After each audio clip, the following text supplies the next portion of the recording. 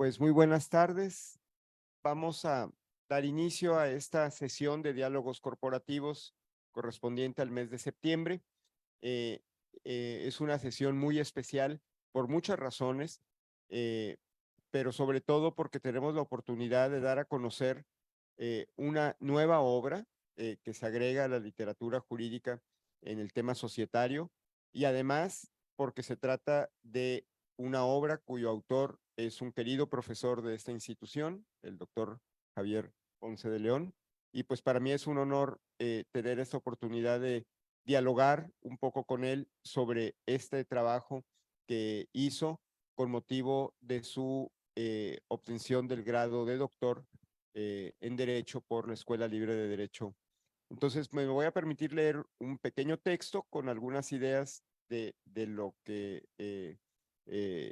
representa la obra y después vamos a abrir un diálogo entre nosotros con algunos temas específicos que él aborda en su trabajo y después la idea es dejar un espacio amplio para que también ustedes puedan preguntarle a él sobre su obra, sobre las razones, sobre los contenidos, sobre aspectos específicos, sea que lo hayamos comentado en este momento, o sea que sean dudas que de alguna manera hayan surgido a lo largo de esta conversación. Entonces, pues, para que estén atentos y vayan tomando notas y de sus preguntas para el final al maestro, al doctor.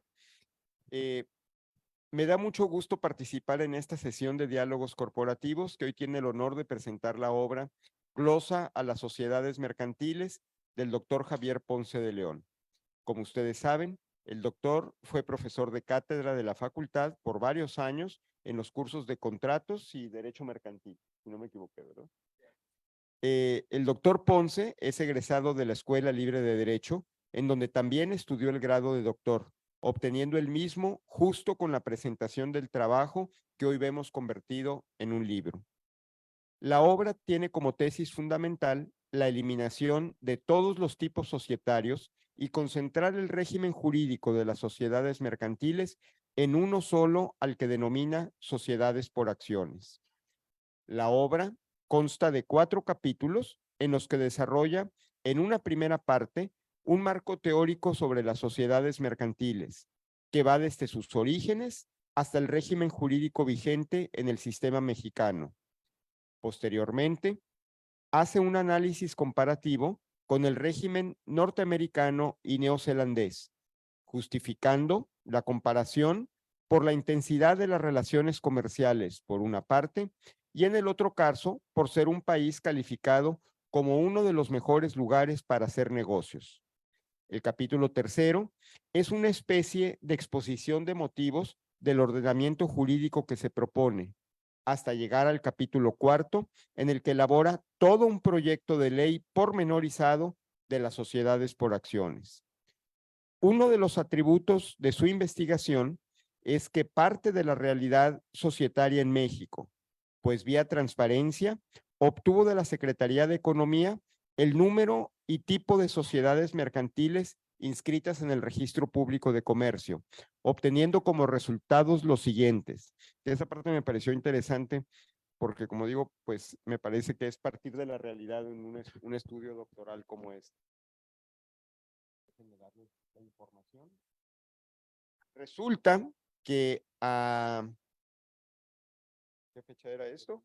Hasta el 2020, 2021, estaban inscritas en el Registro Público de Comercio 870,575 sociedades anónimas, 52 sociedades anónimas bursátiles, 20,453 SAPIs, sociedades anónimas promotoras de inversión, 130,236 sociedades de responsabilidad limitada, 17,130 sociedades microindustriales,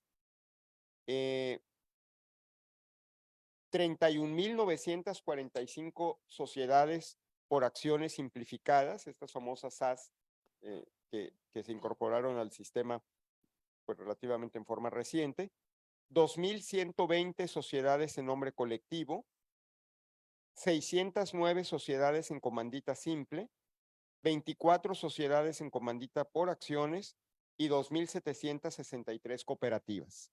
Ese es el marco, digamos, del que parte el estudio y con el cual, pues de alguna manera, justifica esta tesis fundamental de la que hablaba. Lo anterior, estos números, no sorprende, pero sí ayuda a tener información cierta de esa realidad, la cual quizás habría que investigar más a fondo cómo se fue generando esta realidad. El proyecto aborda temas que han sido ampliamente discutidos por la doctrina y que no han sido objeto de regulación, tales como las sociedades unimembres, los límites a la autonomía de la voluntad en materia de sociedades, el cambio de nacionalidad de sociedades, el levantamiento del velo corporativo, el régimen de capital variable para las sociedades mercantiles, entre muchos otros. Entre las novedades del proyecto de ley que elabora el doctor Ponce, podemos destacar lo siguiente. Bueno, estos temas y muchos otros que, como ya decía, están insertos en este cuerpo, en este ordenamiento jurídico. Y vamos a dialogar con el autor sobre algunos de los aspectos relevantes de su propuesta, para luego dar paso a una sesión de preguntas y respuestas con el público.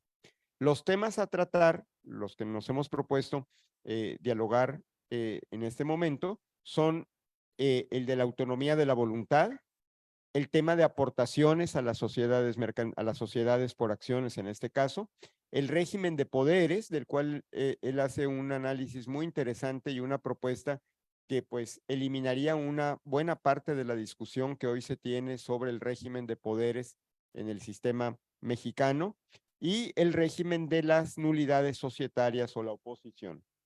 Además de esto, y es importante para que se queden hasta el final, el doctor nos ha hecho el favor de obsequiar 10 ejemplares de su libro, que al final se van a rifar en la forma como Leti, que está por aquí, no sé si ya nos indicará cuál va a ser esa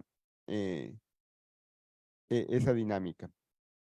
Muy bien, pues entonces, con este preámbulo y con esta idea ya general sobre en qué consiste esta obra que hoy ponemos y sale a la luz y ponemos a su consideración, pues vamos a platicar un poquito sobre estos 4 temas que son pues una parte importante de las novedades que se introducen al sistema societario mexicano, empezando con el tema de la autonomía de la voluntad.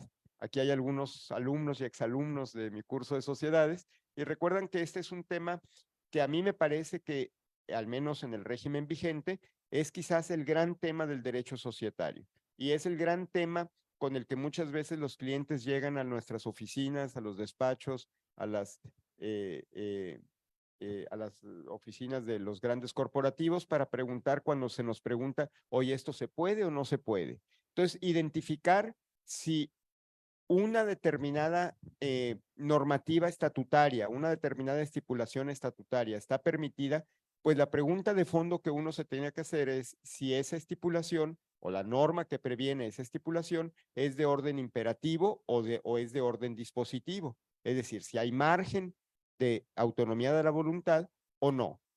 En materia de sociedades, algunas veces es relativamente fácil identificar cuando estamos en presencia de un marco normativo que da lugar a la autonomía de la voluntad. Cuando encontramos en la ley de sociedades, por ejemplo, normas que dicen salvo pacto en contrario, salvo estipulación contraria, salvo que los estatutos dispongan otra cosa. Bueno, pues ahí fácilmente uno puede identificar que esas normas dejan un margen de autonomía de la voluntad, de libertad contractual, para que los socios estipulen algo distinto a lo que previene la ley. Por el otro lado, tenemos normas que son francamente imperativas, ¿verdad? Cuando encontramos lenguaje en la ley que dice son nulos de pleno derecho las estipulaciones que esto, no surtirán efecto legal alguno las estipulaciones que priven a uno más socios del reparto de ganancias. Bueno, pues no habría duda que esas normas son de orden imperativo. Pero en medio tenemos una serie de disposiciones, yo les llamaría indefinidas, que no es fácil identificar si se trata de normas imperativas o dispositivas y por lo tanto cuál es el margen de autonomía de voluntad que tienen los particulares para pactar en los estatutos sociales algo distinto a lo que previene la ley. Esta situación que desde mi punto de vista, como decía ahorita, es de las más importantes y de las más delicadas en materia de sociedades, pues en esta obra el doctor Ponce tiene una propuesta sobre cuál sería en materia de sociedades ese límite a la autonomía de la voluntad. Y no sé si nos quieras platicar un poquito cómo llegas a la conclusión, cuál es tu conclusión y cómo llegas a ella. Claro. Bueno, primero, buenas noches. Me da mucho gusto estar aquí, regresar aquí a La Libre, que es mi segunda casa. Así la siento. Y más cuando veo caras, muchas caras conocidas, exalumnos aquí que están presentes. Me da mucho gusto volverlos a ver. Y bueno, pues antes de dar respuesta, nada más hacer un breve comentario. El porqué de este trabajo y por qué surgió. Y no es tanto la cuestión estadística, sino el tema de pensar todo lo que pasa en la vida práctica, de las controversias que se dan principalmente, como bien menciona el maestro Roble, por cuestiones de interpretaciones encontradas sobre todo o lagunas de ley. Entonces nos encontramos en la práctica profesional, ya en tribunales, discutiendo si dice o no dice la ley y si lo dice, con qué norma. Nos encontramos a veces dos normas que son contrarias, ¿no? O bien también nos encontramos con un derecho inclusive civil que viene a ser supletorio en materia mercantil, que enfrenta o contiene más bien normas que pueden resultar contradictorias. Entonces, ante este panorama, yo he sido de la idea de simplificar las leyes, tratar de hacerlo lo más claro posible para precisamente evitar conflictos o que los conflictos, si no son evitables, no se pueden evitar, por lo menos que se disminuyan o que se simplifiquen los tiempos y se les dé herramientas tanto a los abogados como a los jueces. El tema de la autonomía de la voluntad definitivamente es todo un tema. Es un tema que en lo particular lo empezamos a analizar desde que se estudian obligaciones y contratos y en materia societaria no es la excepción. Al final del día estamos hablando de un contrato entre varias personas, eventualmente un acuerdo societario que lleva implícito una creación, transmisión, modificación y extinción de derechos y obligaciones, ¿no? Entonces, dicho esto, nos enfrentamos con un tema de hasta dónde es válido pactar en un contrato social, vía estatutos o vía acuerdos fuera de estatutos, algún asunto que pudiera considerarse nulo por contravenir a una norma de interés público, de orden público en concreto, ¿verdad? Y cuando hablamos de orden público nos estamos enfrentando a un tema que difícilmente se define. O sea, hay autores que se animan a definirlo, pero la realidad es que nadie se atreve a sostener qué es el orden público. Hay indicios de qué se puede entender por orden público y hablamos de normas imperativas, normas prohibitivas. Entonces, bueno, pues es orden público cuando se me impone una conducta o se me prohíbe una conducta. Y fuera de eso, la voluntad puedo hacer y deshacer lo que yo quiera. Es la suprema ley de los contratos. Y en materia societaria no es la excepción. Sin embargo, ahorita, hoy, como está la legislación societaria, la Ley General de Sociedades Mercantiles, encontramos múltiples, no una, múltiples artículos de disposiciones que no dan, no son claras, no permiten identificar, al menos de manera clara, si estamos frente a una norma que es renunciable. Cuando estamos hablando de cuestiones de la autonomía de la voluntad, pues la ley me dice, yo puedo pactar lo que quiera, puedo renunciar lo que quiera, pero debo respetar derechos de tercero y normas que afecten al orden público. Entonces, ¿qué es una norma de orden público? Interpretar. Tenemos que interpretar si estamos frente a una norma imperativa o una norma prohibitiva. Si no lo estamos, entonces es permisiva, como dice el maestro Roble, ¿no? Entonces, no es fácil, y tan no es fácil que eso en tribunales, cuando sean un artículo o una disposición admite dos o más interpretaciones, ya no la sabemos.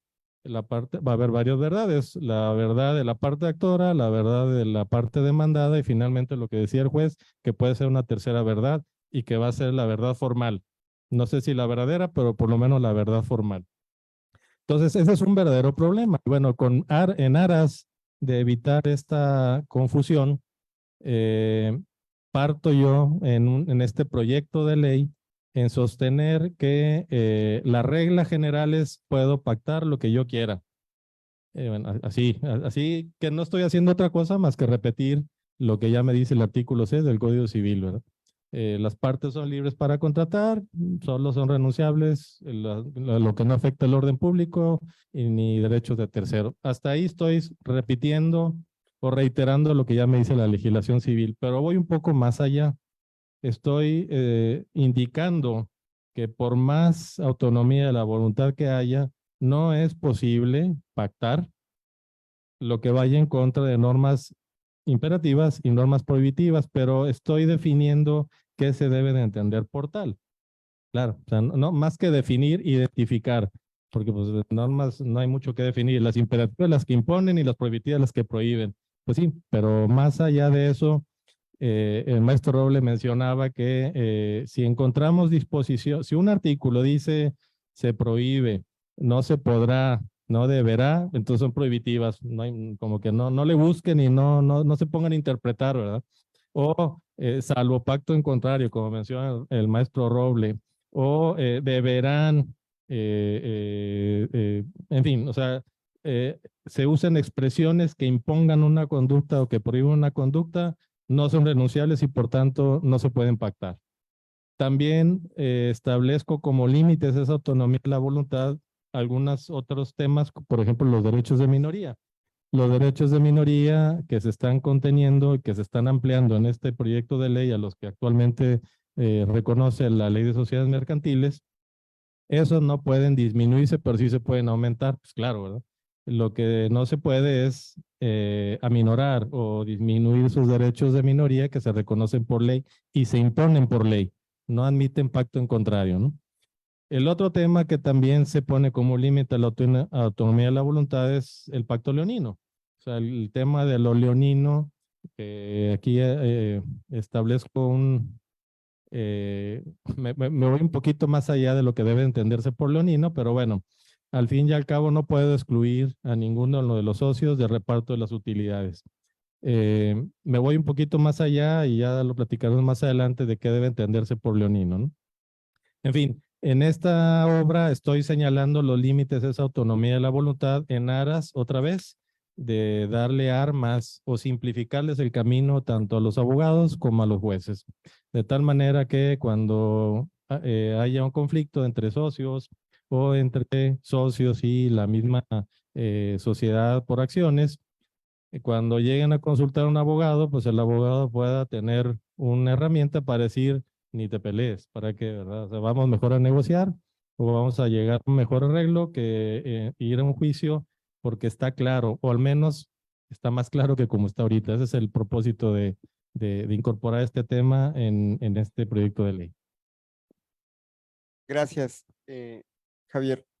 En este apartado hay un artículo que me parece que es muy interesante, un artículo extenso, que habla justamente sobre la autonomía de la voluntad, en donde tú de alguna manera estableces una reglamentación al respecto, el artículo 4, que en donde estableces justamente que los atributos de la personalidad, las reglas de organización y funcionamiento, así como las normas que regulen las relaciones entre los accionistas y entre estos y las sociedades por acciones, se establecerán en la normativa social, que es un término definido en tu tesis, ¿verdad? Sí, correcto. La normativa es que, si me permites, Sí, y una sí. vez, es que tanto en doctrina como en la práctica se habla del contrato social, y luego se habla de estatutos sociales y pareciera que son sinónimos. La realidad es que no lo son, pero admiten, en mi humilde opinión, estamos, o no deja de ser un contrato, un acuerdo de voluntades, ¿no? Llámese vía estatutos, o llámese acuerdo parasocial, o llámese artículos transitorios, o llámese inclusive resoluciones adoptadas por una asamblea, ¿verdad? A nivel de socios.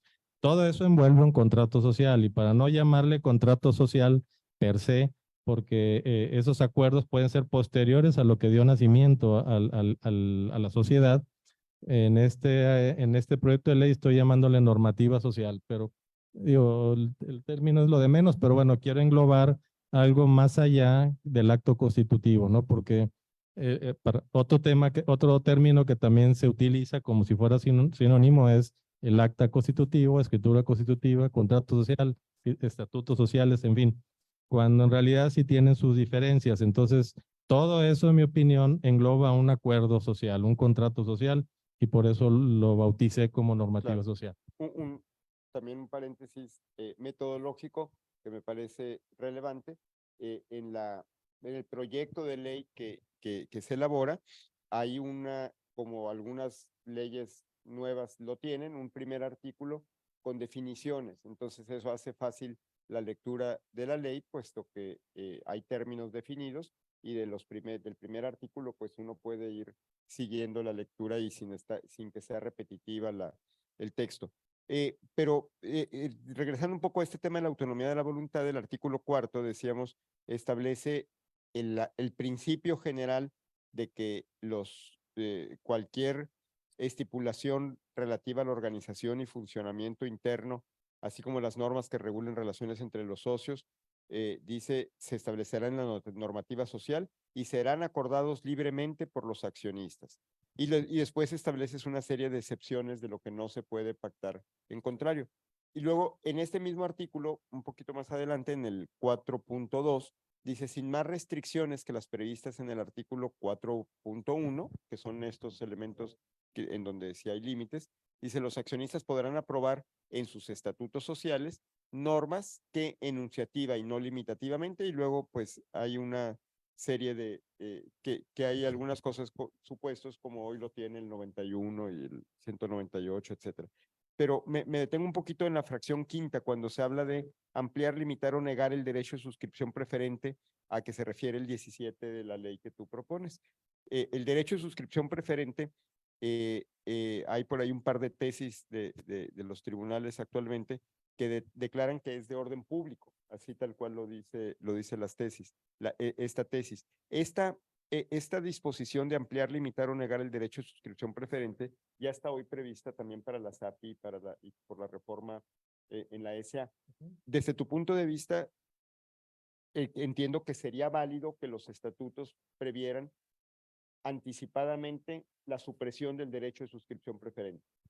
Sí, correcto. Sí, efectivamente, y como bien lo mencionas, hoy por hoy se pueden emitir acciones que carezcan de ese derecho, ¿no? Del derecho de acción de suscripción preferente para los casos de aumento de capital. Entonces, hoy por hoy ese artículo, lo que estoy haciendo es reconocerlo en este apartado y poderlo contemplar en estatutos sociales para algunas acciones o para todas, inclusive, ¿verdad? ¿Y esa supresión no tendría ningún límite?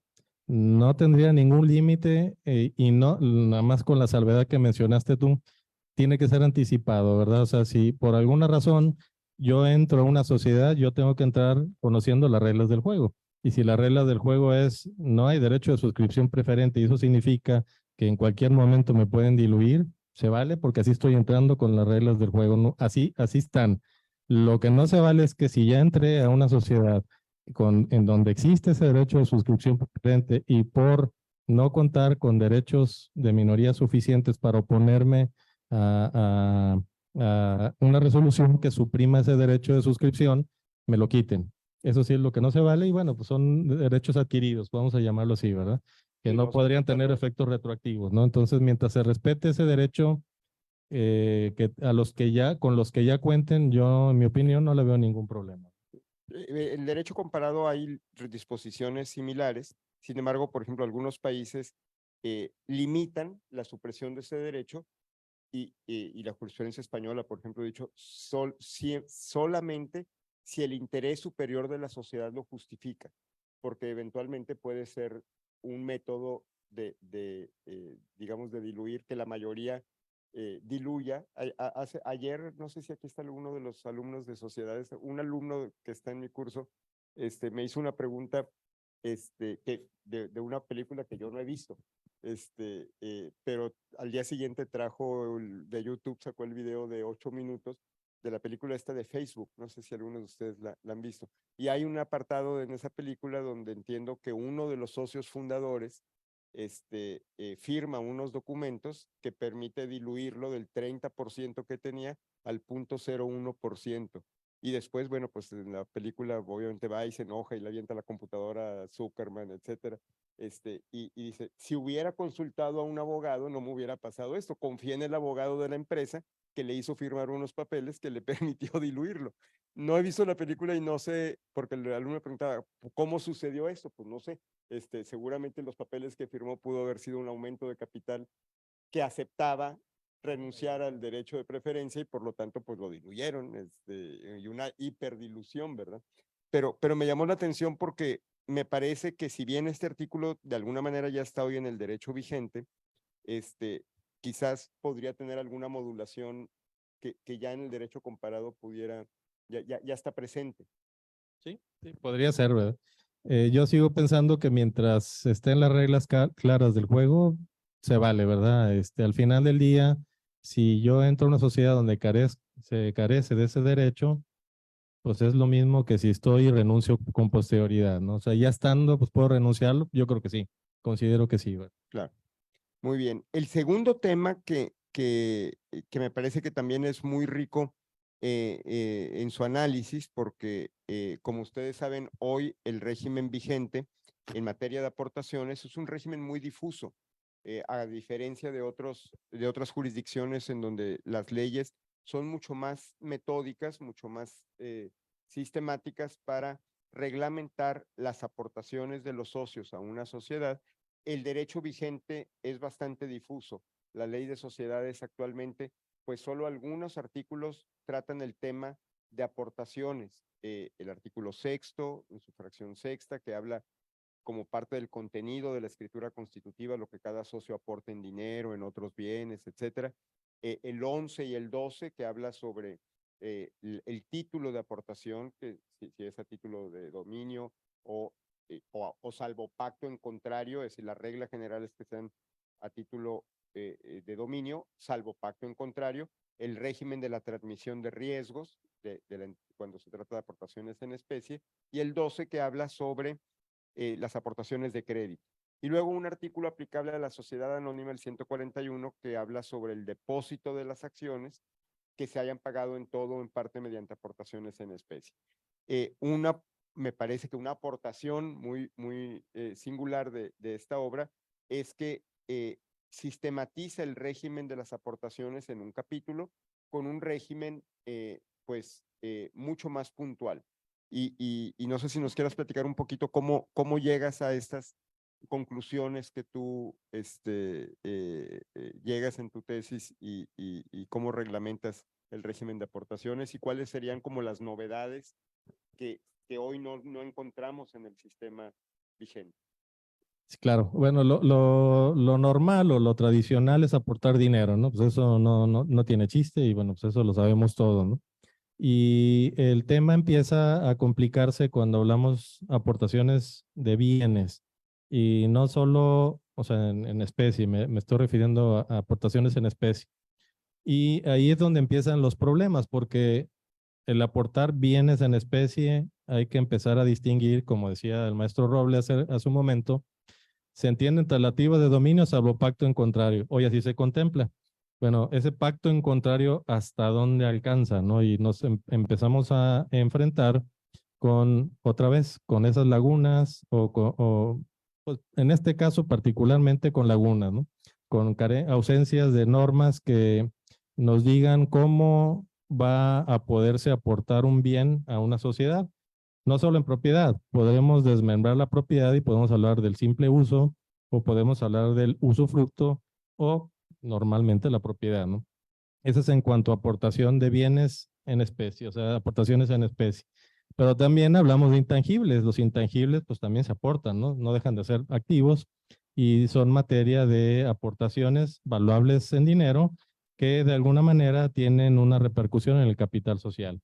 Y finalmente, como novedad, se está también abriendo la posibilidad de que la ley regule y o reconozca más bien la posibilidad de aportar servicios a una sociedad, pero servicios que van a repercutir en el capital social, es decir, como un verdadero aumento de capital vía servicios.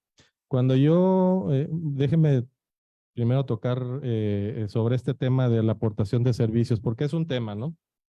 Hoy por hoy el 114 o 111, no me acuerdo cuál es, el de la ley de sociedades, que habla de las acciones de trabajo, pues en materia de sociedad anónima, si nos vamos a la exposición de motivos, pues ahí se hace referencia que son acciones impropias, que no son propiamente representativas del capital social y que el legislador pues las abre la posibilidad de darle a los empleados acciones, pero no acciones representativas del capital. Entonces, cuando relacionamos este artículo con el de la sociedad de responsabilidad limitada, que hoy por hoy tiene una prohibición, ahí originalmente se abría y luego por ahí de 1950 se prohíbe lo de aportar servicios de alguna manera, lo que viene a confirmar es que siguen siendo acciones impropias. Y lo que yo estoy afirmando, sosteniendo en este proyecto es que sí es válido aportar servicios, porque pasa en la realidad. Es un tema muy frecuente, y ustedes lo han escuchado, que las empresas, por ejemplo, dan acciones a sus consejeros o a sus directores relevantes, etcétera, ¿no? Lo reconoce el derecho norteamericano, es muy normal. Aquí en México, en el Código de Comercio de 1884, se permitía desde entonces la aportación de industria y sí era reconocido como un capital social.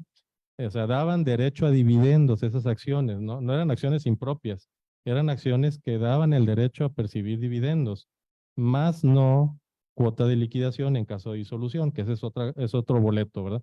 Pero eran acciones impropias, sí, sí eran acciones impropias, pero se reconocían desde el Código Mexicano de 1884. Bueno, ¿qué es lo que pasa?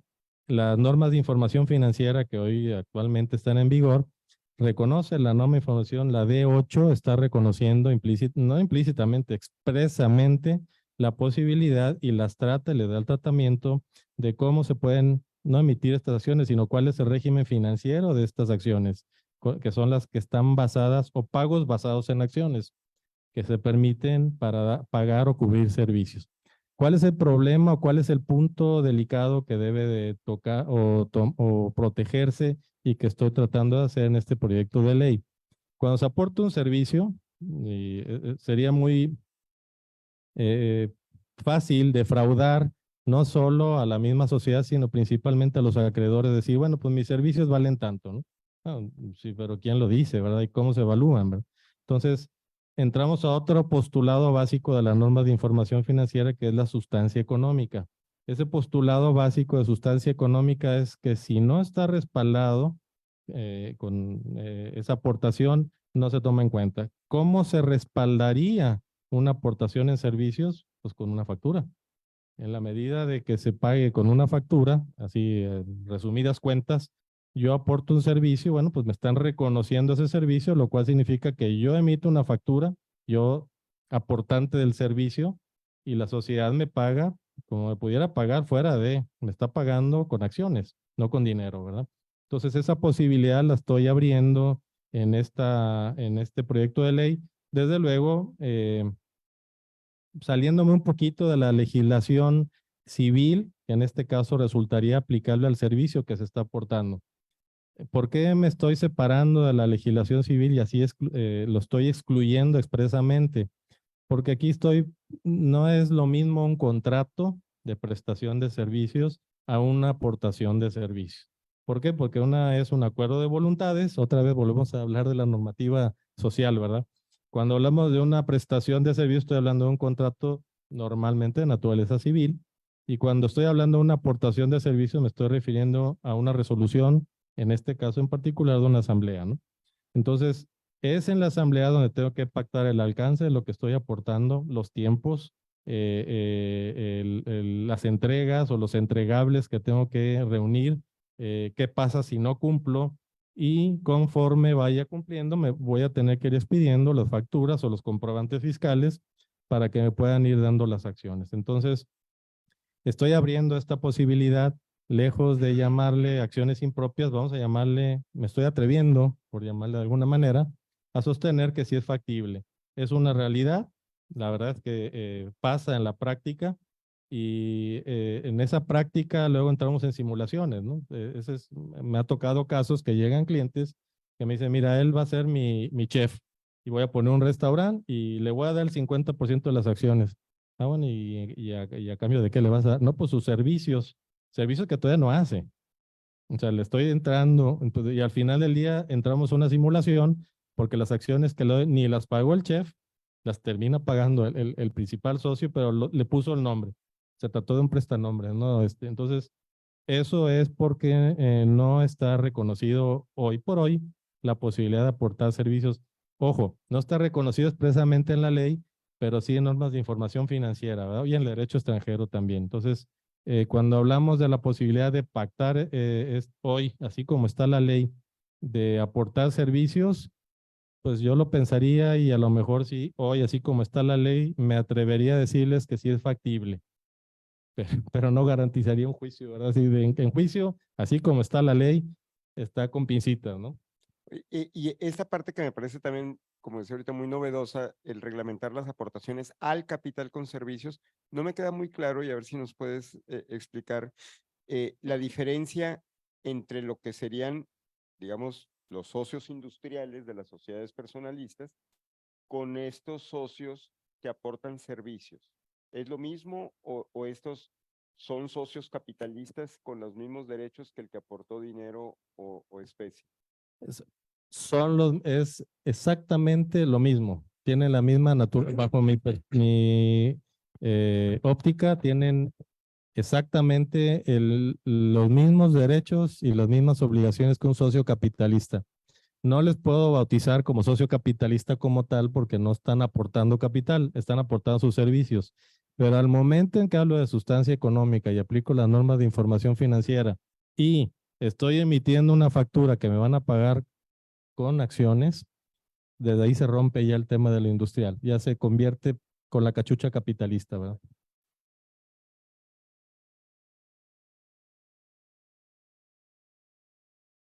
¿Sí se escucha? Ah, pues igual.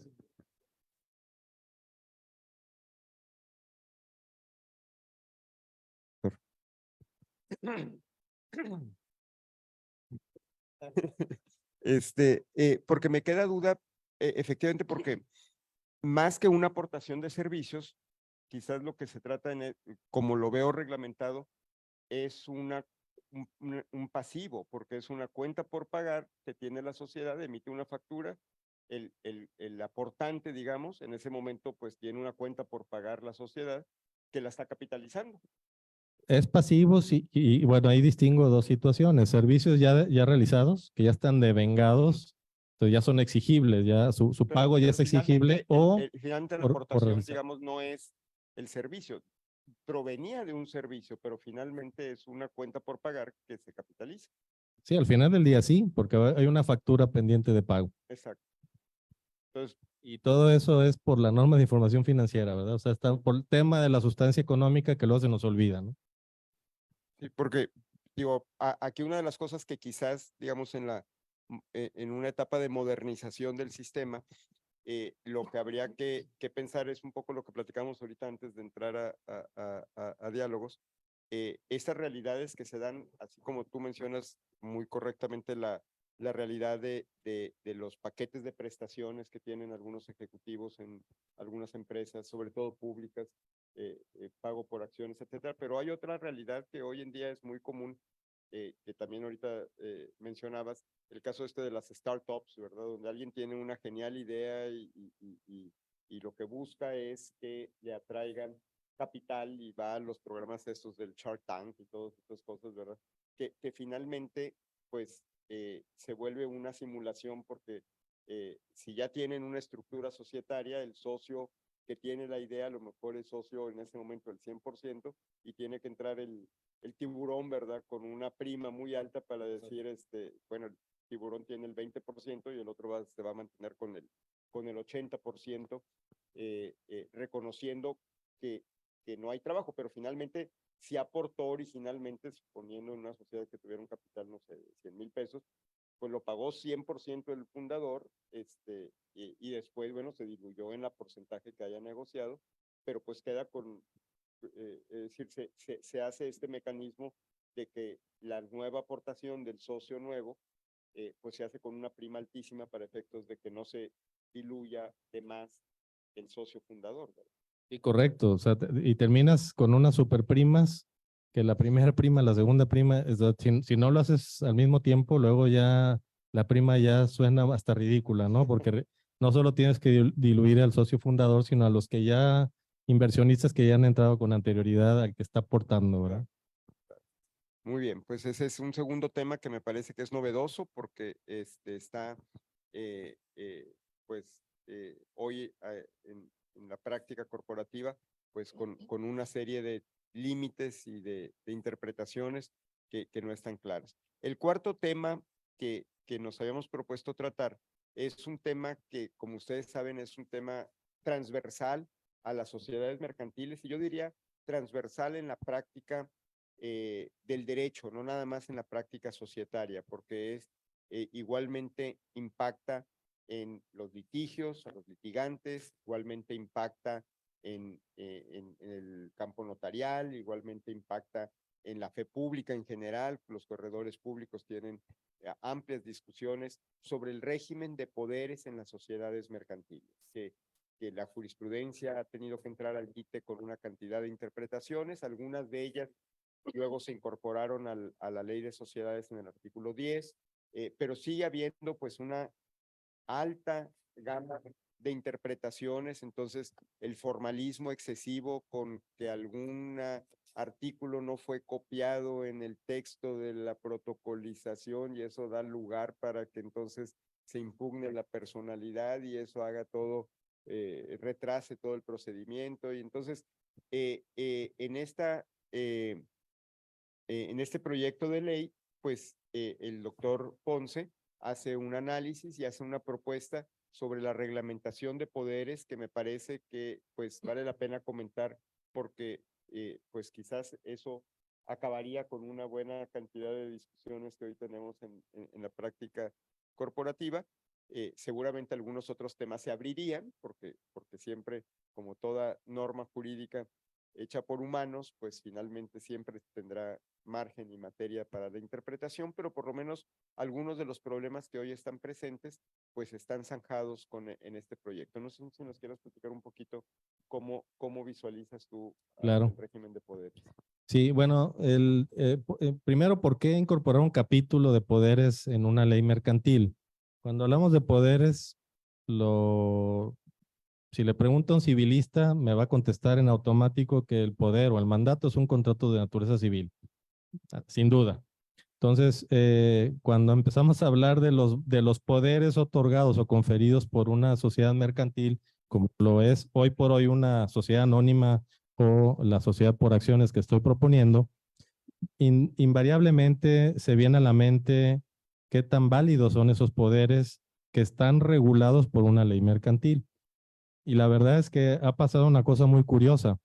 Ahorita el maestro Roble habla de un artículo 10, no lo menciona expresamente, pero se está refiriendo al artículo 10 de la Ley General de Sociedades Mercantiles que se reformó, pues ya tiene más de 20, 30 años, yo creo, que se reformó con ánimo de evitar precisamente, es el ABC, yo le llamo ese artículo 10, el ABC para los notarios que van a otorgar poderes, ¿no?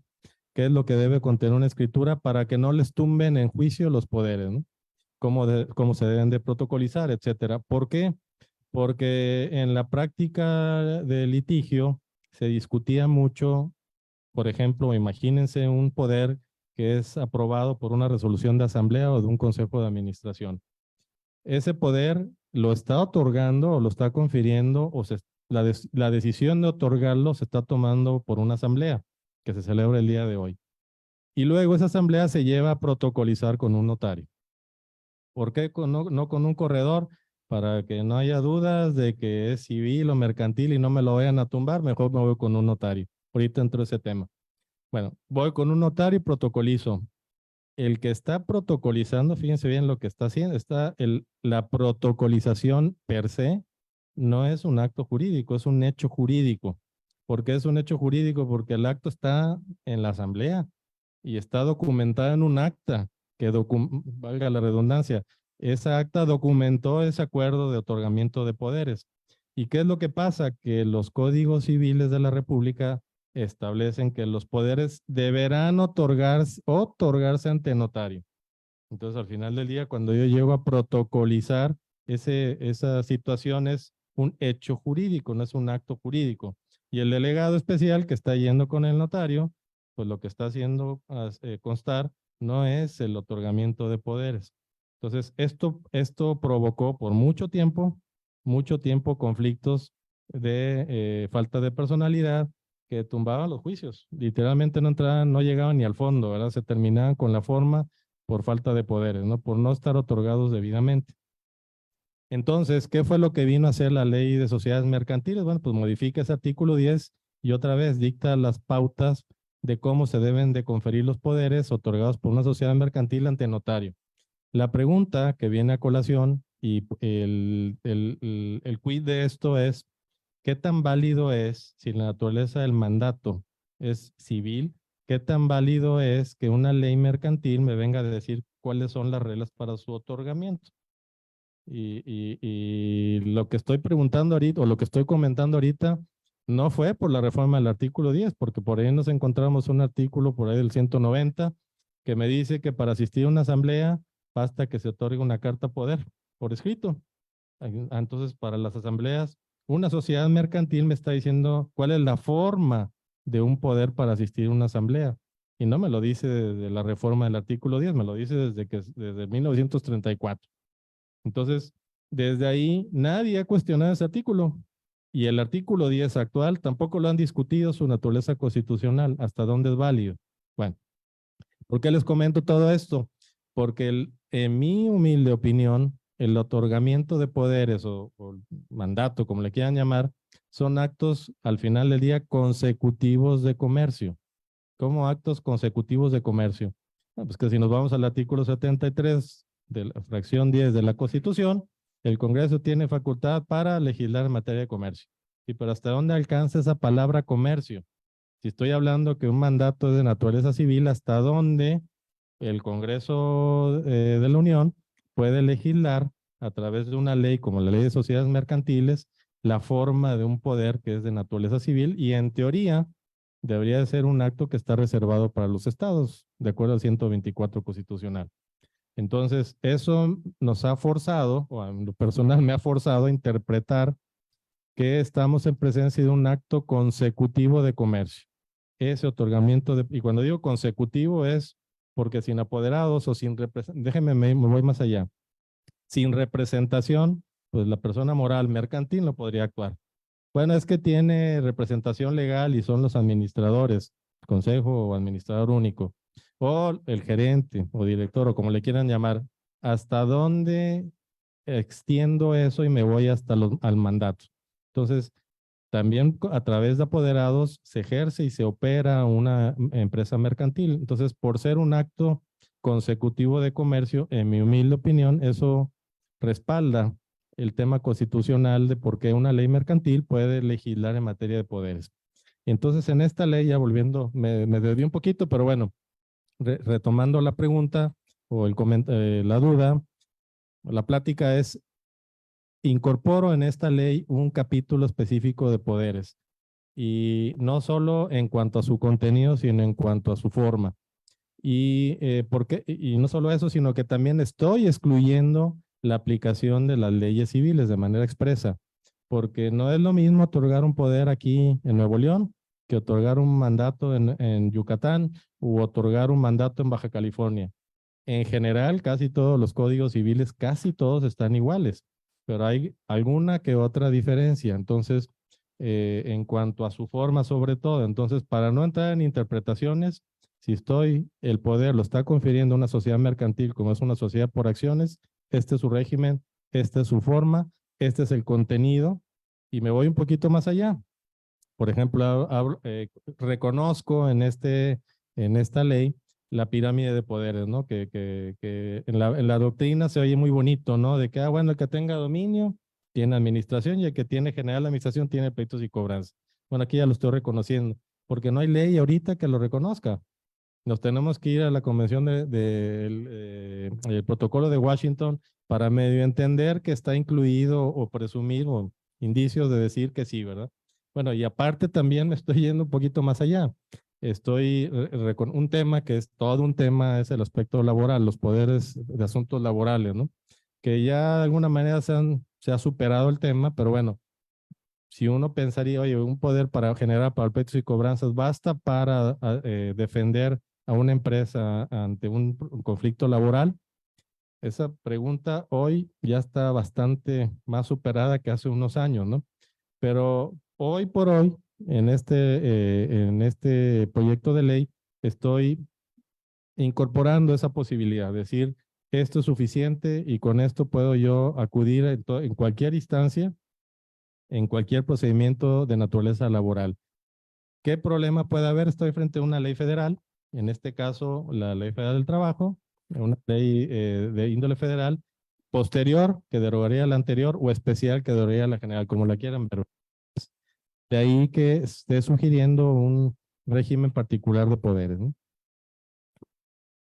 Bien, pues es un tema también muy complejo, sobre todo por la discusión que hay en cuanto a su naturaleza, que me parece que la forma como se aborda, pues acabaría en una buena parte de esa discusión.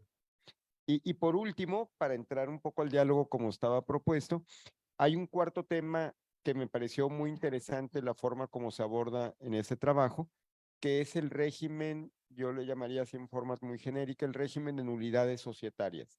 Como ustedes saben, en la ley de sociedades mercantiles hay dos mecanismos de impugnación, particularmente en las sociedades anónimas, de actos societarios, particularmente de actos de asamblea, lo que se llama la acción de oposición, que está prevista como un derecho colectivo para el cual se requiere un determinado porcentaje del capital social.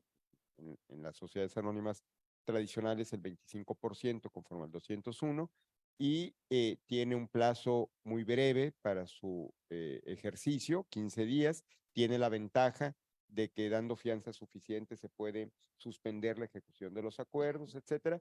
Y por otra parte tenemos el régimen de nulidades, a través del cual se pueden impugnar ciertos actos corporativos cuando haya habido algún vicio en su formación, la formación del acto.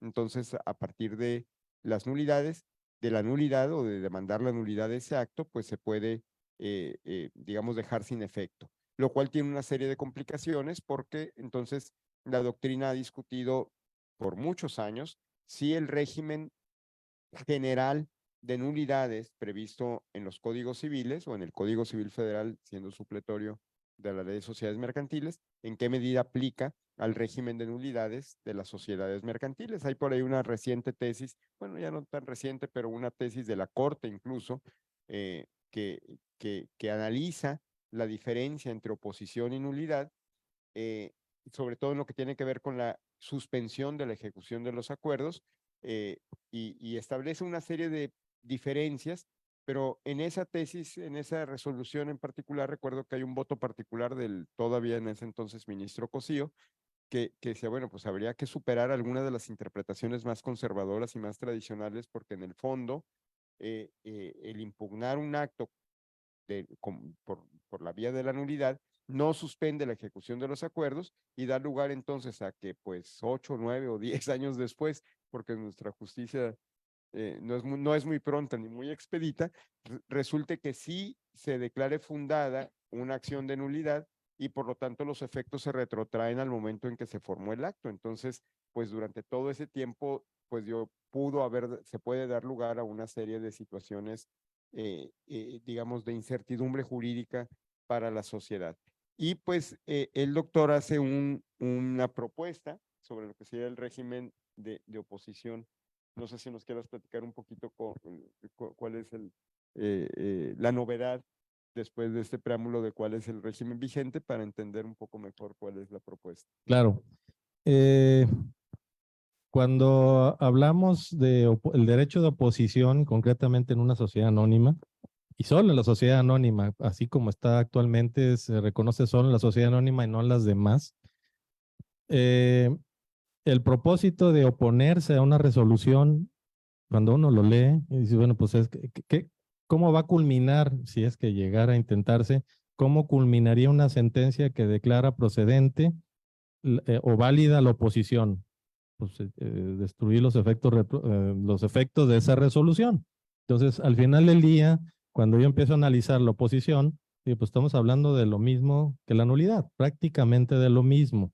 O sea, estamos hablando de resoluciones que van más allá o en contra de una ley, en concreto la ley de sociedades mercantiles hoy por hoy, o una norma estatutaria. Entonces, si hay una resolución que va en contra de los estatutos o lo de la ley, en este caso, la ley actual permite que ese 25% pueda oponerse. Pero me establece efectivamente un plazo muy breve de 15 días para oponerme. Y con pincitas, pues imagínense ahorita, ¿no? Imagínense y que puede llegarse a suspender, etcétera, ¿no? Pero bueno, el propósito es, si yo no estoy de acuerdo porque hay un estatuto social o una ley que es contraria a una resolución, me opongo. Nada más que esa oposición, así como está hoy por hoy la ley, la tengo que hacer de manera judicial. ¿Qué significa eso? Porque tengo que demandar. Y para demandar, pues imagínense que la asamblea se adopte hoy, que asisto hoy, no estoy de acuerdo, mañana voy con el abogado corriendo para que prepare la demanda y si tiene tiempo, pues se va a tardar unos 4 o 5 días en la que la revisamos, la firmo, la presento. Eso no es el problema. La presentación sí la tengo en una semana, pero en lo que la admiten, pues como dice el maestro Roble, no es pronto ni expedita. En lo que lo admiten y luego en lo que notifican ya pasaron 2 meses o 3 meses. Ya se ejecutó la resolución. Entonces, ese derecho de oposición, así como está hoy por hoy en la legislación actual, en mi opinión, es inútil. O sea, no alcanza a satisfacer el propósito que buscaba el legislador, que es suspender. Entonces, ¿qué estoy haciendo? ¿Qué estoy proponiendo? Yo estoy ahorita partiendo de una misma causa. La causa de oposición y la causa de nulidad es la misma. En otras palabras, cuando yo considere que una resolución es nula, bueno, ¿y cuándo es nula? Pues cuando es contraria a la ley, una norma imperativa, una norma prohibitiva, o incluso me voy más allá a un estatuto social, ¿verdad? No a una simple ilicitud de ley, sino también una ilicitud estatutaria, ¿verdad? Convencional. Entonces, si es contrario a eso, yo me puedo oponer. Bueno, me puedo oponer, pero ya lo que estoy proponiendo para que sea efectivo ese derecho de oposición y pueda suspender, entonces me tengo que mover rápido, pero no tan rápido para activar la maquinaria judicial. Por lo pronto voy y le notifico con un notario y decir, oye, me opongo y te expongo las razones por las cuales yo considero que esta resolución no debe surtir efecto, no debe ejecutarse porque es contraria a A, B o C. Muy bien. Con esa notificación yo estoy proponiendo que se suspende y estoy dando un plazo no solo para la suspensión, sino para que yo vaya a presentar una demanda de nulidad.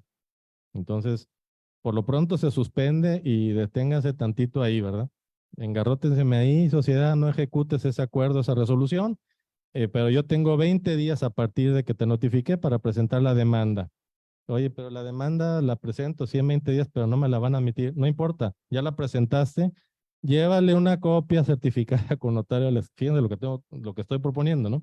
Lleva esa copia de que ya al menos se presentó, aunque no te haya sido, aunque todavía no haya sido admitido, y aunque todavía, pues, si ya fue admitida, aunque todavía no haya sido notificada, por lo pronto ya confirmo que sí, mi oposición va en serio, ¿no? Entonces, si transcurren esos 20 días, pues sigue en suspenso. Si no logro yo notificarle a la sociedad que me opuse y que presenté la demanda de nulidad, se ejecuta. Ese acuerdo de asamblea o ese acuerdo de consejo que pudiera resultar contrario, ya se ejecuta. Bueno, pero esa ejecución, ojo con lo que voy a decir, no termina con la nulidad porque sigo frente a un acto viciado de origen. Bueno, entonces tengo de todos modos la acción de nulidad con una gran diferencia. Esa acción de nulidad no va a suspender. No va a suspender, sino hasta que pasen los 10 años que dice el maestro Roble. Ya va a haber una sentencia que va a decir, oye, sí, sí tenía razón. Ahora sí, regrésese todo como estaba, pues a ver si está, porque si no, no se pasó, si trataba de un acto traslativo de dominio o una garantía hipotecaria que se acordó, se aprobó en una asamblea y a lo mejor hasta ya se remató.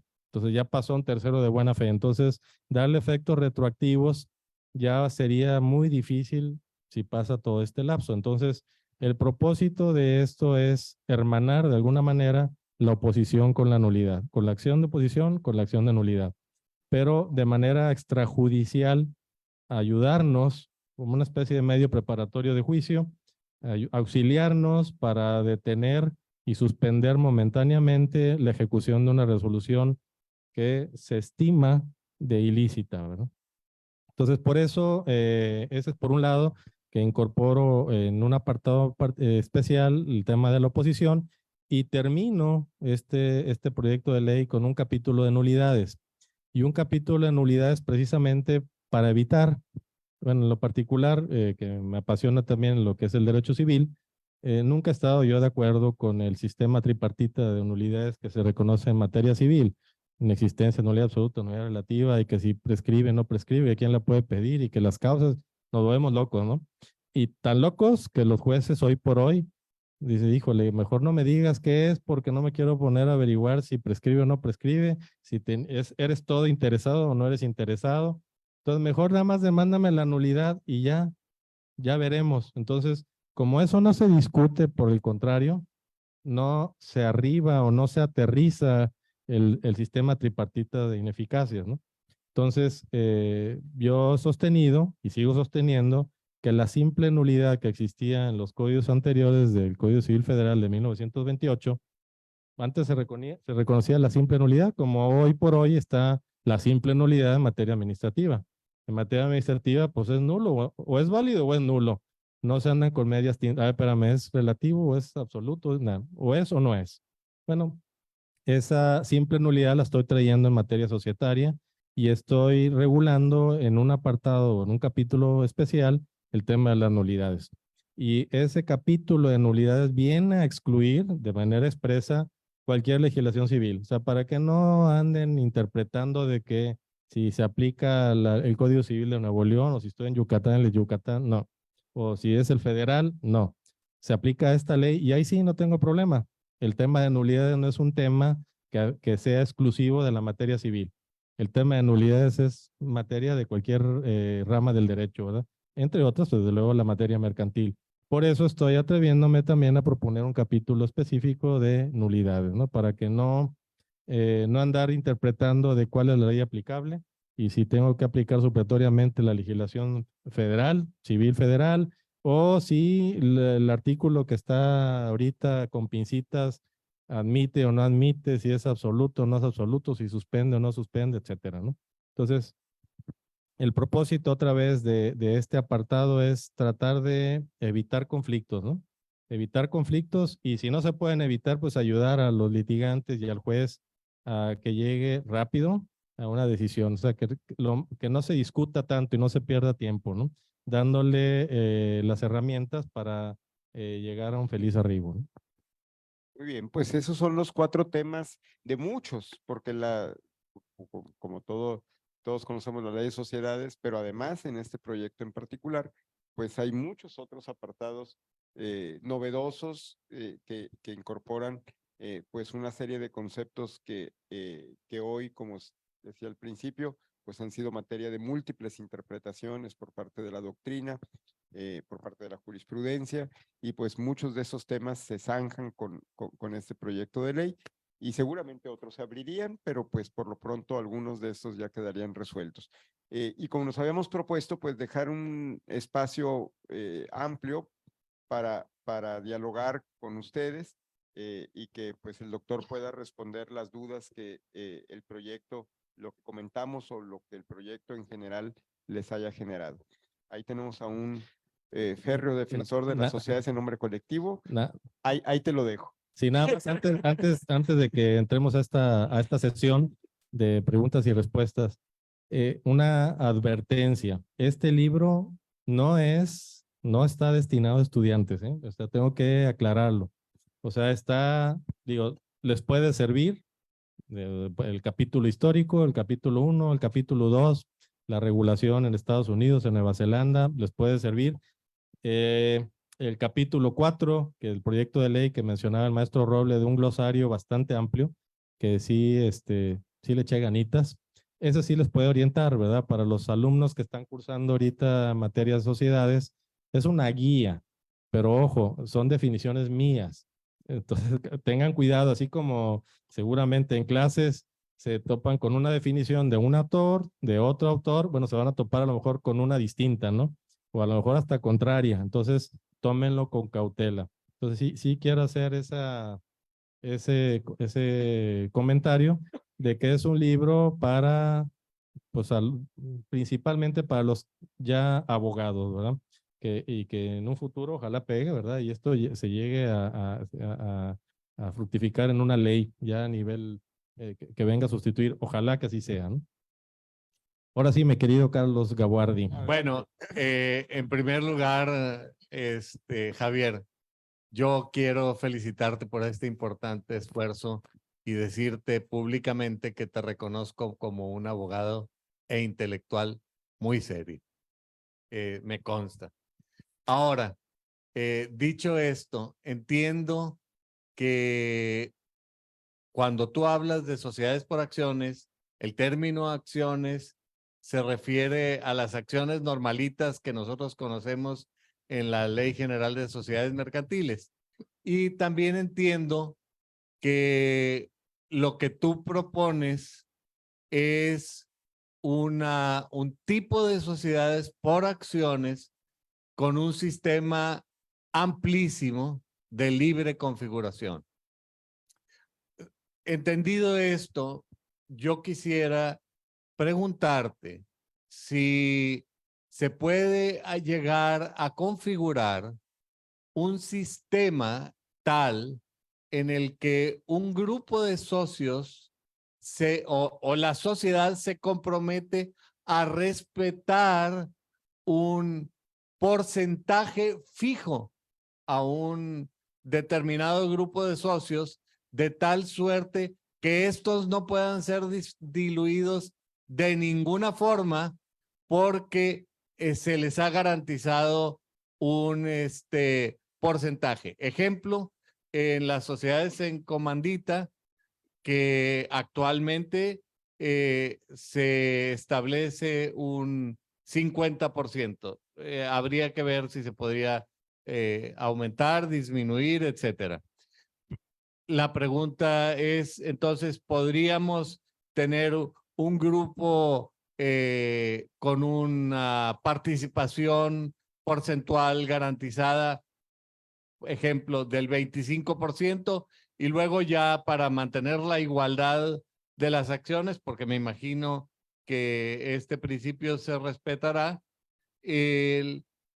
habría que aumentarles o disminuirles las acciones, pero para garantizarles ese sistema, ese porcentaje garantizado. Y este tema de las acciones, asumo que quiere decir que en ningún caso habrá excepciones a la responsabilidad limitada.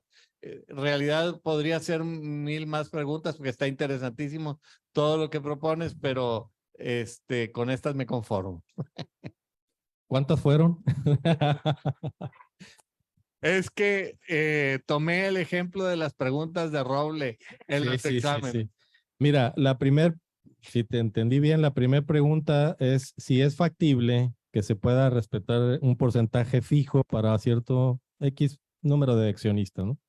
La respuesta, y hoy la tenemos, por ejemplo, para una SAPI, y concretamente para las SAPI, si tú ves el artículo 13, te permite, solo en cuanto a utilidades, que creo que es lo que tú te quieres referir, o en general. Fíjate que ahí sí, no está, y está buena tu pregunta, pero no sé, Libertad, libertad, libertad.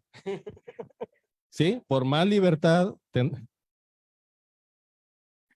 sí, hasta dónde, es que entramos al tema que menciona el maestro Robles hace rato, de la startup, ¿verdad? Entonces tú dices, oye, yo fundador, que soy el que trae la idea, yo siempre me quiero reservar el 80%. Entonces, ¿qué es lo que pasa con los inversionistas que van entrando? Van aumentando el capital, van aportándolo con una primota, van a hacer una prima enorme y se va incorporando ahí, pero pues con una participación acordada o previamente acordada, ¿no? Entonces, contestando en concreto tu pregunta, si es factible, pues así como lo estoy planteando, por la autonomía y la voluntad, te diría que sí, en mi ley, en mi proyecto de ley. No estoy diciendo que ahorita se pueda en la ley actual, ojo con eso, ¿verdad? Bueno, pero aún en mi ley, en este proyecto de ley que estoy proponiendo, ¿es discutible? Yo pienso que sí. En este caso que me lo estás poniendo, ¿verdad? Porque pues es tanto como decirlo, el artículo que establece que los fundadores no pueden reservarse ningún derecho, pues es casi, estamos partiendo prácticamente de la misma premisa, ¿no? Reservarte un derecho vitalicio o permanente sin importar lo que hayas aportado, ¿no? Entonces, pienso yo que no, que sería discutible, aunque en principio válido, de acuerdo a mi proyecto de ley. Segunda pregunta, ya se me olvidó. Estaba buena tu segunda, pero se me olvidó. Ya. De las acciones. En las acciones, el tema de la acción aquí en este proyecto, fíjate que curioso, pero le llamo, si me preguntaras, bueno, ¿cuál es esta sociedad por acciones? ¿Por qué sigue siendo una SA? Te diría, sí, prácticamente sí, pero corregida y aumentada, ¿no?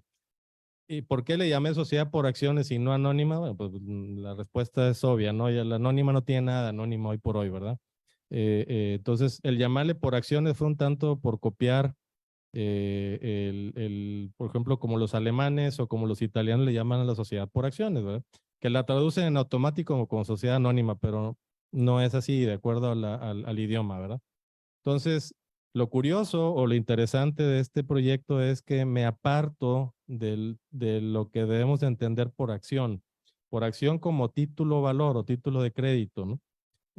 Cuando, fíjate, es un tema que vale la pena luego a lo mejor analizar o comentar ahorita, pero cuando empecé a estudiar este tema, decía, bueno, las partes sociales y acciones, ¿serán partes sociales o serán acciones, no?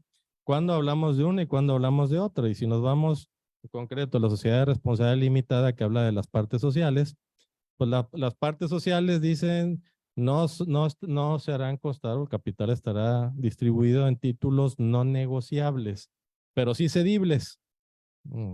Pueden ser objeto de cesión de acuerdo a lo que establece la ley. Y por ahí habla que todavía se quedó ahí el errorcillo de que pueden ser al portador o nominativas, aunque después habla de un libro de registro de socios en donde se debe de poner el nombre. Entonces, ahí hay una incongruencia de la reforma o de la ley que no se alcanzó a modificar. Pero me regreso a las partes sociales.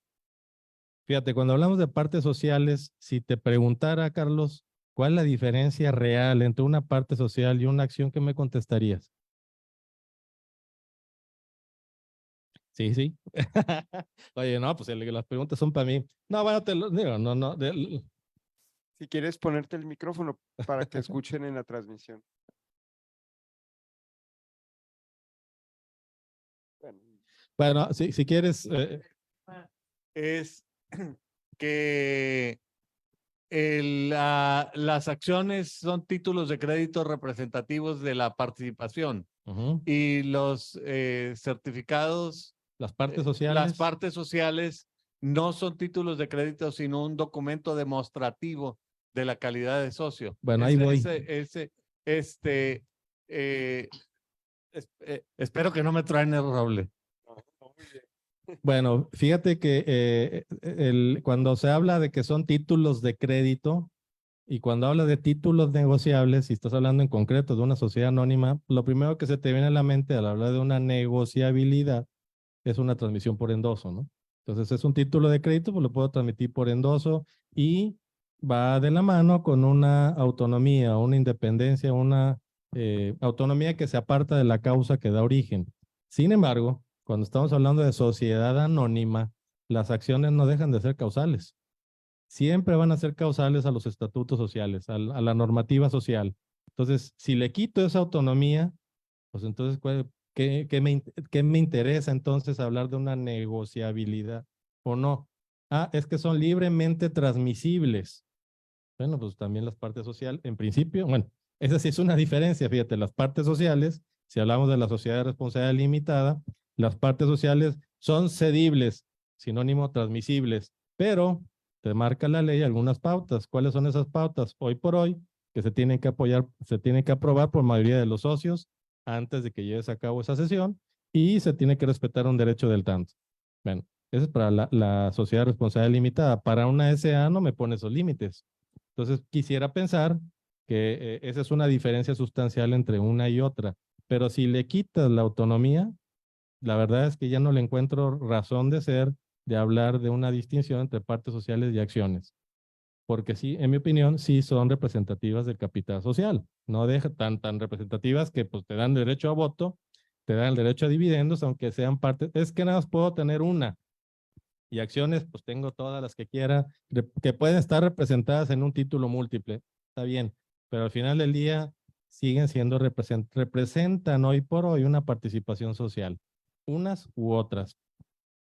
Lo que se me hace muy importante de los comentarios que tú dices, y creo que Roble también lo mencionó, es ajustar la ley y las prácticas societarias a la realidad y no al revés. Correcto. Y fíjate, y este es un ejemplo bien claro, nada más para que dimensionemos, y ahí se menciona no en esta estadística que mencionó el maestro Roble, pero hoy por hoy las sociedades anónimas, bueno, déjenme hablar de otra manera, las pequeñas y micro empresas representan el 95% de las empresas aquí en México, ¿no? Y ese 95% pues son empresas familiares prácticamente, ¿no? De un socio real, un socio verdadero, ¿no?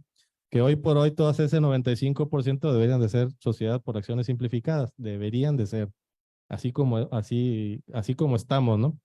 Pero bueno, entramos a otros temas en donde terminamos diciendo, bueno, ¿y qué pasó con las SAS? ¿Hasta dónde han funcionado? ¿Por qué le llamamos por acciones si puede ser un solo socio? ¿Para qué le llamo acciones? Pues, entonces, si yo soy el único socio, ¿para qué me hace una acción? Si no ocupo, mis derechos los voy a ejercer yo mismo, me voy a ver en el espejo y yo voy a ejercer mis derechos, ¿no?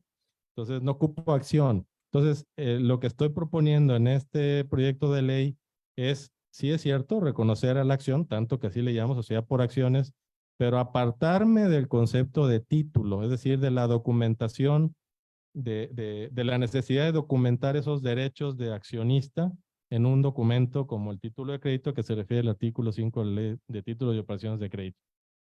Entonces, ¿qué estoy haciendo? Estoy abriendo la posibilidad de que se puedan ejercer cualquier derecho económico o corporativo de los socios sin necesidad de títulos e inclusive emitirse electrónicamente, ¿no?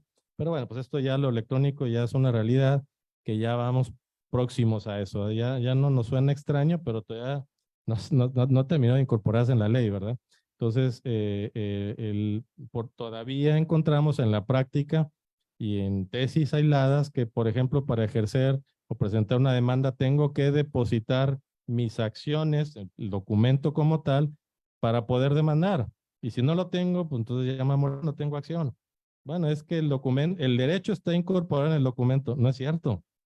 No está incorporado, en mi opinión, no está incorporado en el documento, ¿verdad? Lo que dio el nacimiento a que yo sea socio es una aportación. Y esa aportación, si ya fue reconocida en una asamblea como aumento de capital, pues eso es lo que da el nacimiento a mis derechos como socio.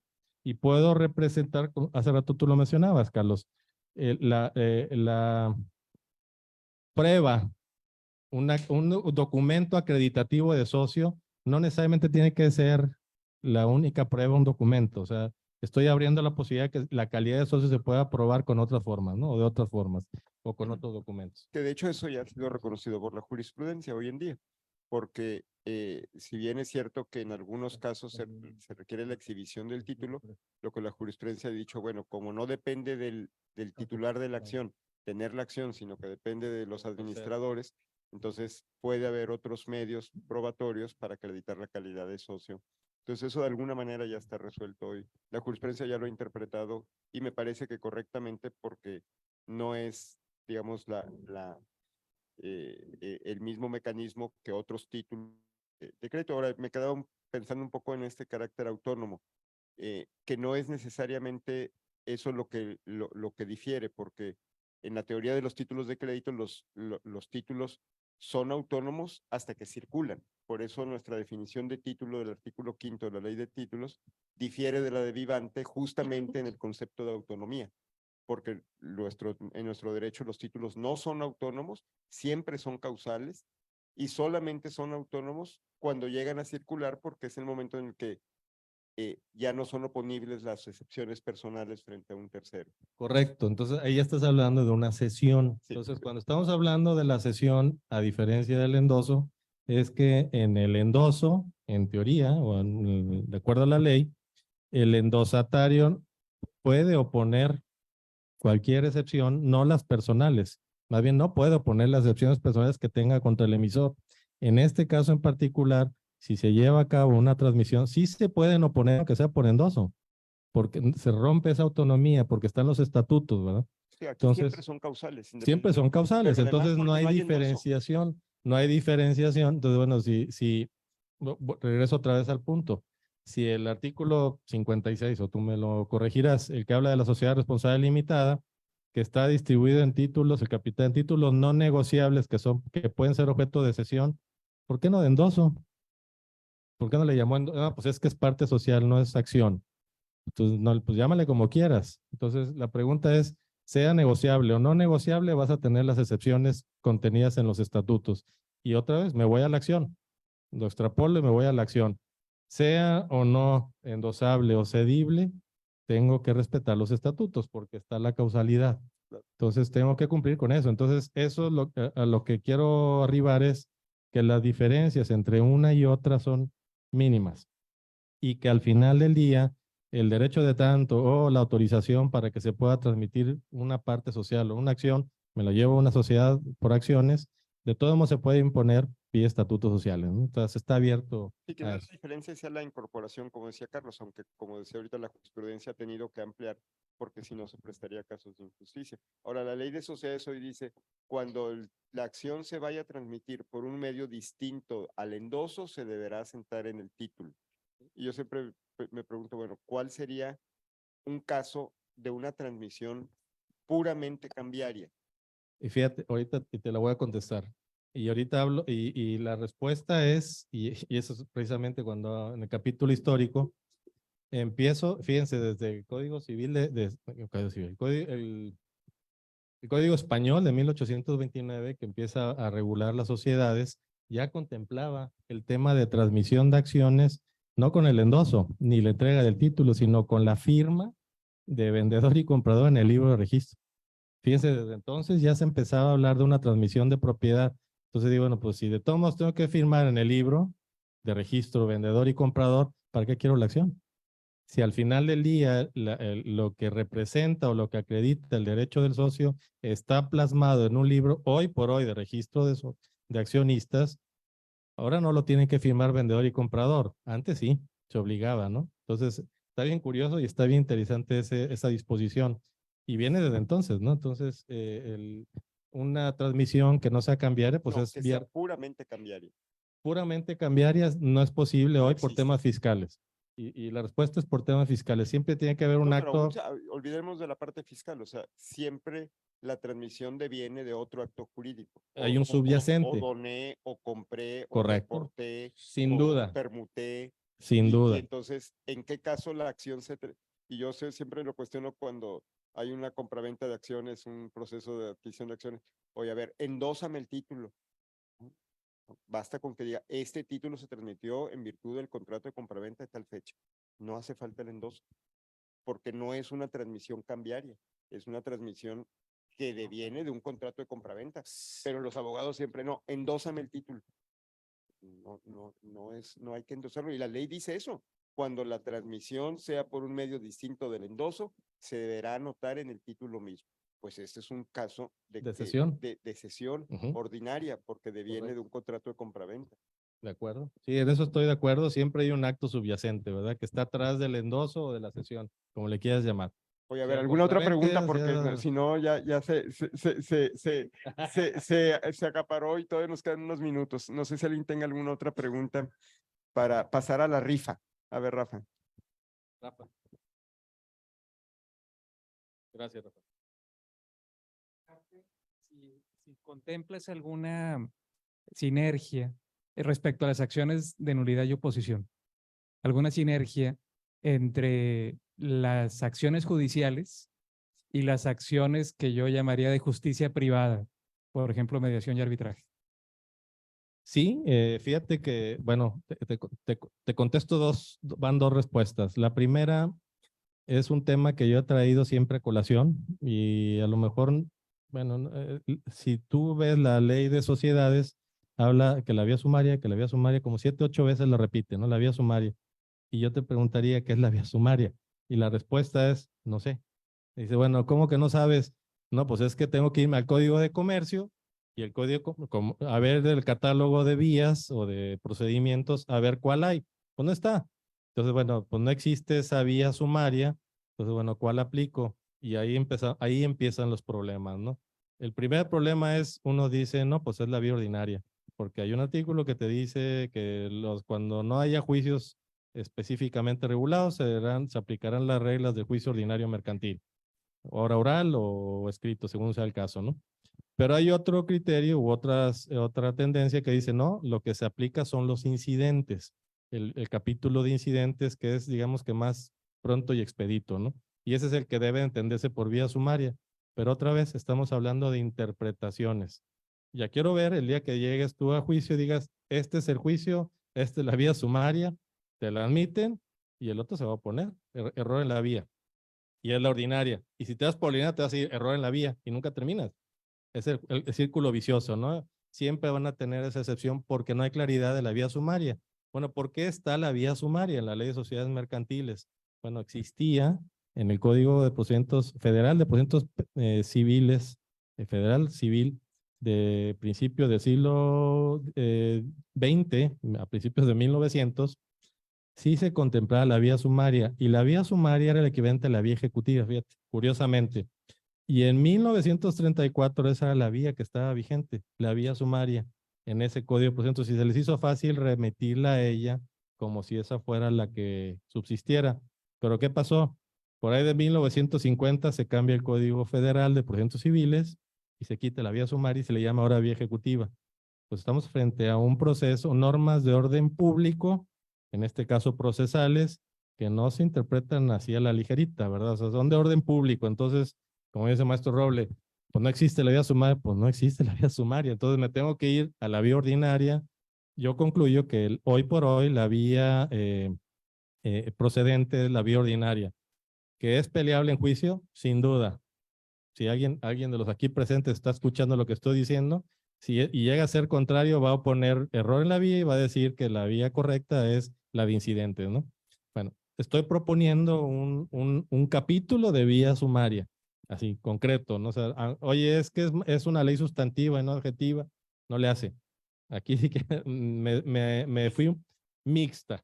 Vamos para que no haya, y es más, para no meterme a modificar el Código de Comercio, pues mejor le incluyo aquí la vía sumaria, de hacerlo lo más sumario posible, o sea, haciendo honor al nombre de sumario y que sea pronto y expedito, ¿no?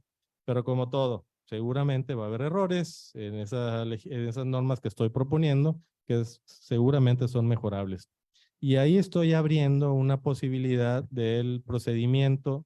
Tú te vas a sujetar a esta vía sumaria. En algunos casos contemplo la vía ejecutiva mercantil, pero también abro la vía convencional. Oye, pues podemos acordar o podemos irnos a arbitraje, que eso no lo puedo negar, está en el Código de Comercio, o el procedimiento convencional, ¿verdad? Nosotros ponemos las reglas en un contrato y eso es lo que tienes que respetar, ¿no?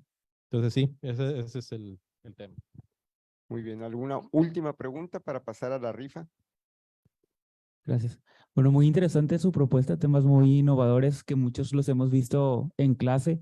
Pero una pregunta siguiendo con el tema de las acciones y es esta posibilidad de entregarlas a cambio o por la prestación de un servicio, ¿qué tan diferentes serían este tipo de accionistas versus los que sí realizan una aportación al capital? Es decir, estas acciones, bueno, me imagino que no tendrían los mismos derechos, no sé si serían transmisibles, y si las tienen, si queda sujeto a estatutos o a la voluntad del resto de los socios pactar estas diferencias o si en su propuesta ya se contemplan ciertas limitaciones. No, en mi propuesta son iguales, conceden los mismos derechos y de hecho es algo que comentaba el maestro Roble hace un momento. No tienen, sí son transmisibles, o sea, como cualquier acción del cual sea dueño un socio capitalista, ¿verdad? El que aportó dinero o el que aportó en especie es lo mismo o tiene el mismo trato y los mismos derechos y las mismas obligaciones porque al final del día se trata como de una capitalización. Maestro Roble concluye muy simple, pues sí, en realidad estamos hablando de una capitalización. Se genera un pasivo, un acuerdo de prestación de servicios en donde la sociedad debe de cubrir esos servicios y se paga. ¿Cómo se paga? Pues con acciones. Entonces al final hay un trasfondo económico, o sea, por eso se está evaluando y por el tema de las normas de información financiera, esa evaluación no tiene que ser arbitraria, ¿eh? O sea, es un tema que también toco aquí. O sea, tiene que ser razonable y tiene que ser en condiciones de mercado también, ¿verdad? No solo basta una simple factura, ¿no? Entonces, es que yo voy a aportar el know-how y ahora lo que yo voy a aportar como servicio, que es todo lo que tengo aquí en la mente, yo voy a tener, esa aportación va a valer 100 millones de pesos. Bueno, ¿y qué tan dentro del mercado está o qué tan razonable está? No te preocupes, te voy a dar una factura. No es ahí, me estoy pasando del espíritu que yo quiero proteger, ¿verdad? O sea, no solo basta la sustancia económica que con eso lo cubro con una factura y se capitaliza. No, me estoy yendo más allá. ¿Cómo se va a evaluar lo que estoy aportando, no? Sea incluso un activo, un uso, un usufructo o un intangible o un servicio. Tiene que ser en condiciones de mercado y tiene que ser de manera razonable, ¿verdad? No puede ser caprichosa, ¿verdad? Y para eso hay una norma de información financiera bastante amplia y bastante compleja para decir cómo se tienen que evaluar y cómo se tiene que tomar la evaluación de ese tipo de acciones en información financiera que se presenta, ¿verdad? Gracias. Muy bien, pues a ver si nos ayudan aquí nuestros colaboradores a organizar la rifa. Aquí el doctor con su mano santa va No, a... mi esposa mejor. bueno, mejor, sí, por supuesto. Aquí la verdadera autora intelectual del proyecto.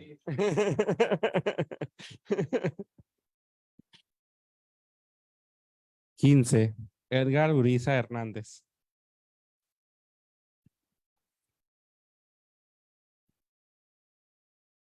Antes de concluir y empezar a entregar los libros, pues yo sí quiero agradecer muchísimo al doctor Javier Ponce de León que nos haya hecho el honor de estar en esta su casa presentando su obra.